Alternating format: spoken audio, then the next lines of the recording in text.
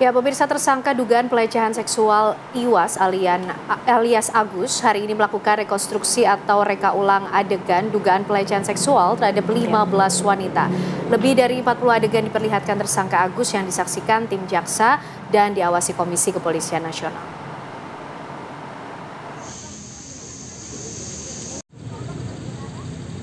Polda Nusa Tenggara Barat menggelar rekonstruksi kasus dugaan pelecehan seksual yang melibatkan pria disabilitas Iwayan Agus Suwartama alias Agus. Dalam rekonstruksi, Agus yang telah ditetapkan sebagai tersangka turut dihadirkan. Sementara korban diperagakan oleh laki-laki sebagai peran pengganti.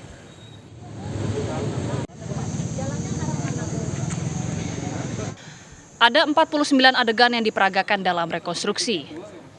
Rekonstruksi dilakukan di 3 tempat, yaitu di Taman Udayana, penginapan tempat Agus melakukan tindakan asusila, dan kawasan Islamic Center yang menjadi lokasi terakhir Agus diantar usai dari penginapan. Dalam reka adegan di lokasi pertama, yakni Taman Udayana, Agus tampak memperagakan sejumlah adegan saat dirinya pertama kali bertemu dengan korban.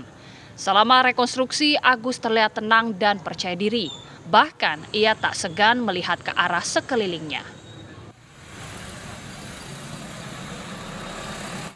Polisi menegaskan bahwa rekonstruksi ini merupakan bagian dari upaya pengumpulan bukti-bukti yang lebih akurat dan memperjelas kronologi kejadian sebelum nantinya kasus ini dilanjutkan ke tahap persidangan. Dari rekonstruksi terungkap fakta baru bahwa Agus selalu menggunakan kamar yang sama di penginapan. Dalam rekonstruksi ini, Komisi Kepolisian Nasional Kompolnas turut memantau jalannya proses penanganan yang dilakukan tim penyidik Polda NTB. Kompolnas ingin memastikan penanganan kasus berjalan sesuai ketentuan serta penegakan hukum yang berkeadilan bagi semua pihak, termasuk korban dan pelaku dengan kebutuhan khusus. Tapi yang kami lakukan adalah sebatas bahwa penyidik sudah proper atau tidak. Jadi tidak hanya menangani tersangka, tetapi juga menangani korbannya. Ini dua-duanya adalah kelompok rentan.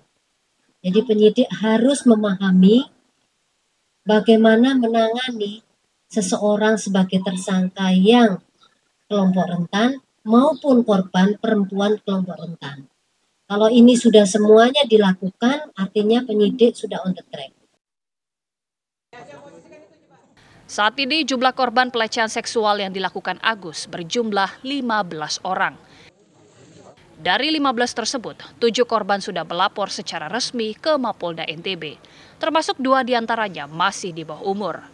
Dalam kasus ini, Agus dijerat Undang-Undang Tindak Pidana Kekerasan Seksual.